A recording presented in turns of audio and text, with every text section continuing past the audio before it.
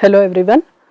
As part of learning big data with Hadoop and Spark, we'll be talking about the anatomy of file read command as well as file write command. So first let us look at file read command and its anatomy. So whenever we are trying to read the data from a file, what activities happen, how the data flows between HDFS, the client system, name nodes, how does the data flow between all these things. So let us look at with respect to file read operation. While doing this, please visualize that we are always sitting at the HDFS client system. So with respect to this, we will be talking about with various activities.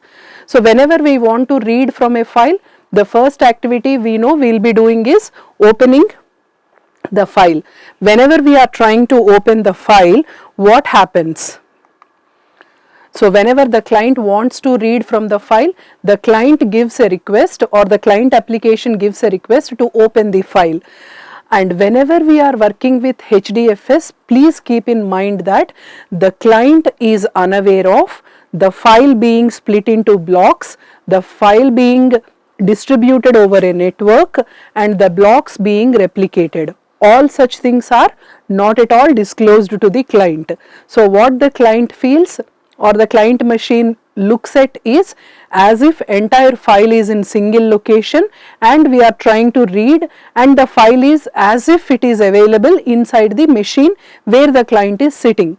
So the client is not aware of the file being split into blocks and the file being spread across the network and the blocks being replicated. These things are never disclosed to the client. So with that in mind, let us come to this. Whenever the client wants to read from a file, the client gives the command as open. We know the system call, so we try to give open the file. Because the user is feeling, the client is feeling the file is inside the system where we are sitting, the client feels or it initiates a file system object. The request is actually going to HDFS. So for HDFS, it is distributed file system object. So there are two perspectives here. From the client perspective, it is a normal file system object and the client has a feel of reading from the local machine. But in reality, because it is going to HDFS, the object will be wrapped into distributed file system object. Then the distributed file system calls the name node. For what it calls the name node? Because the client wanted to open a file, it has to contact the name node for where the file is, in how many data nodes it is maintained, where are the data nodes located and where are the replicas for this file and into how many blocks the file is split into. All such information will be given by the name node. So the distributed file system object calls the name node through some remote procedure calls. And for every block, say for example my file is broken down into 3 blocks. For every block, the name node returns the address of the data nodes which have the copy of the block. Again, suppose my file is divided into 3 blocks. For every block, default, if we don't mention anything, 3 replications are maintained. So the name node informs in return to the remote procedure call what are the data nodes where the replication is maintained for a particular block. And how does it return? It returns in ascending order of the proximity of those data nodes which have the file block in respect of network distance. So if you just want to see that, say for example, this is the client who wants to read a file, the distributed file system calls the name node and the name node identifies the file block is in 3 machines, A, B and C. How does it return the addresses of all these 3 machines containing the file block? In the ascending order of their network proximity with the client machine. So if you can visualize, B is bit closer to client, then C, then A. So I receive the order of addresses as B, C and A. Now Once I receive the list of data nodes where the file block is available, the client system will look, is it among one of them, that is the file block also maintained on the client system. In such case, the client system will not go for reading from the systems which are on the network, it will try to read from the local machine. So, in such case we call it as short circuit local reads. Right. Then the distributed file system, what it does, it gives an FS data input stream object to the client system, file system data input stream, because we are trying to read from the file. Then the client keeps on sending the read calls. We have opened the file, we understood where the block is, now we keep on issuing the read command to read data from the file, and whatever it does is, I have received the addresses of the data nodes for first few blocks. Suppose my file is divided into some 10 blocks, I might receive the addresses of data nodes for first 3 to 4 blocks. I start working with the read operation. When we are working with the read operation, data is streamed from that particular data node to the client system. Once we reach end of a particular block, the distributed input streams, what it will do is, it will close the data node connection from where we were reading the first block, then it finds the best node for the next block, and so on subsequent blocks. And all these things are happening transparently from the client cannot have a clue of the file being split, it is spread across the network, everything. When the file system is being read, when we are trying to read data from the file, in the background the distributed file system object, it will talk to name node, you have given me the addresses of first 4 blocks, please give me next 4 blocks, like that it will talk in the background. All these communications will happen through remote procedure calls. Then once the client has finished reading, the distributed file system object, the client issues close command on the file input stream object, and the distributed file system, it has to close the connection with the name node. Before that, what it does, during read command, say for example, I started reading from a data node and there are some network issues with the data node, what will happen?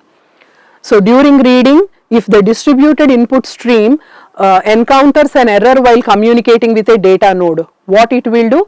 I got 3 addresses where my block is maintained. In such case, if I identify there is a problem with the first one, I try to communicate with the second nearest node and try to get the data. Also, it informs the name node, this particular data node is having some issues in the network, so for later blocks let us not communicate with that. So that is how it is trying to save. And the distributed file input stream also verifies checksum for every block it is receiving. Checksum is for error correction and error detections. In those mechanisms, it will try to calculate the checksum for every data block it is receiving. So if at all it finds any corrupted block, that particular data node information is passed on to name node. You have stored a block of data on this data node and it has got corrupted, so please take necessary actions. And one more important design, whenever the client system contacts the data nodes directly to retrieve the data, and the name node will be guiding the read process in the background, but the name node parallelly tries to cater the needs of other client requests, and data node and client system will be communicating for the file read operation. Had it been the name node who has to serve the data also, if multiple clients are requesting for file read operation at the same instance of time, it becomes a performance bottleneck for the name node. So the name node initiates the data transfer between data node and the client machine, and it monitors and caters its processing time to rest of the clients in the network. That is how the performance is taken care. Now we will look at file write command quickly. Once we understood what is happening with read command, let us quickly look at write command also. So now we want to write some data onto the file. Try to understand, whenever we are writing data onto the file, it could be a new file creation. In such cases, automatically the name node has to see into how many blocks my file is to be broken, where they are to be maintained, where the replicas are to be maintained. Everything happens simultaneously. So if someone asks you about the replication, how it is happening, what is the process of replication in HDFS, you may need to talk on this. Now, whenever we are trying to work with the file write command, again assume we are sitting near the HDFS client and we want to create a file. So we issue create file. So the client first creates create by issuing a create function call, and again on distributed file system. The distributed file system again makes a remote procedure call to the name node to check whether the file is a new one or not, a non-existing file, and it also asks, please give me some space to store the file, and right now no blocks are associated. So into how many blocks we will be doing, once we finish writing, the number of blocks will be determined. What does the name node do? The name node performs various checks to make sure the file is not already existing, because you cannot write into an existing file. And it also checks the client has issued write command, but does he or she have the proper permissions to write or not. So the name node performs these checks, and if these checks are passing, the name node makes a record of the new file. It allows me to write into the file, otherwise file creation fails and it will throw an IO exception. And the distributed file system returns a file system data output stream to the client system, because the client wants to write onto the file. I need to get file system data output stream. When I was reading through that, it was file system data input stream. Just as in case of read, the file data output stream wraps it into a distributed file system output stream, and it is handling the communication between data node and the name node. The client wants to write the data, and the client, whenever he tries to give the data, the DFS output stream will break it into packets, and which will be kept into the internal queue. We call that internal queue as the data queue. The data queue is consumed by the data streamer, which is responsible for asking the name node, should I put it into a new block or should I continue in the same block? Am I exceeding the block size? The default one is 128 MB. Are we exceeding with this packet? Are we exceeding, or is it still in the limits of a packet block size? So it will try to ask the name node to allocate new blocks by picking a list of suitable data nodes. So the name node has to tell, please henceforth store the data onto this data node. So the name node has to give me. The list of data nodes forms a pipeline. Say for example, for every data node I am maintaining 3 replication factor. In such case, the name node immediately, whenever I want to write a data block, it gives me the list of 3 data nodes where the replication has to be maintained. We call it as data node pipeline. So in my example, I am assuming the replication factor is 3. So there will be 3 nodes in the pipeline. Had it been the replication factor is 5, you will have 5 data nodes in the pipeline. The data streamer, which is trying to consume the packets, streams those packets to the first data node in the pipeline. What does the first data node do? It stores a copy of the data node, a copy of the data block, and forwards it to the next data node in the pipeline. They follow the store and forward protocol of networks. Similarly, the second data node stores the packet and forwards it to the third one, and so on until all the data nodes in the pipeline are completed. And the DFS output stream is also maintaining an internal queue of the packets which are waiting to be acknowledged. And the data node has to acknowledge, I have stored this one, I have stored this one. So all the data nodes in the pipeline must also acknowledge about storing the packet which they have received. A packet is removed from the acknowledgement queue only when it has been acknowledged by all the data nodes in the pipeline. Suppose one of the data nodes could not acknowledge, the packet will still be kept towards the head of the queue, so that once the data node says sorry I could not receive, then it will try to make an alternative arrangement. We will see what arrangement it does. So this, when the client has finished writing the data, it calls on close function call. This action, whenever the client says I have successfully finished writing, please close the file. In such cases, it flushes out all the packets to the data nodes in the pipeline, waits for the acknowledgement, and once it gets acknowledgement from all the data nodes, what it will do is, after it receives all the acknowledgements, it sends a signal to the name node stating we have completed the file writing operations.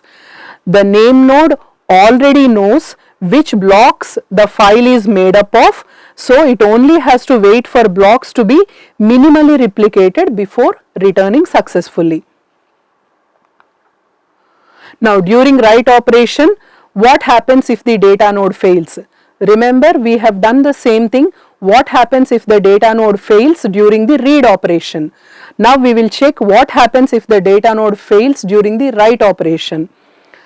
If any data node fails while the data being written to it, the following actions are happening. First one, the pipeline is closed. Say for example, I am writing my data packet onto node A, B and C. I have written it successfully onto A, but while writing onto B, there is a failure of node B. In such case, what has to be done?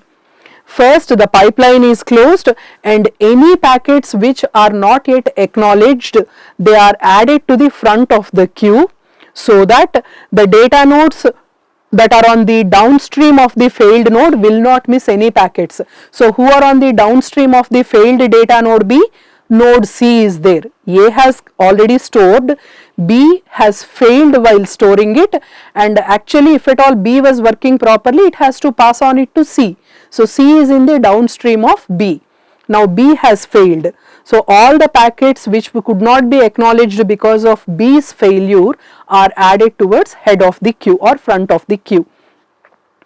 The current block on the good data nodes is given a new identity which is communicated to the name node, so that the partial block on the failed data node will be deleted if the failed data node recovers later on. Now B has failed, so the data blocks on A will be given a new identity, and once B recovers, whatever partially stored blocks are there, those will be flushed out. And the failed data node is removed from the pipeline and a new data node will be added to the pipeline. And the name node notices only two systems were having the replication, so it takes a new node and adds it to the pipeline after C. So I have A, then B is removed from the pipeline, so C comes into the B's position, then a new node will be added because the file is under replication. Under replication, only two copies are there at A and C, so it will add a new node to the queue.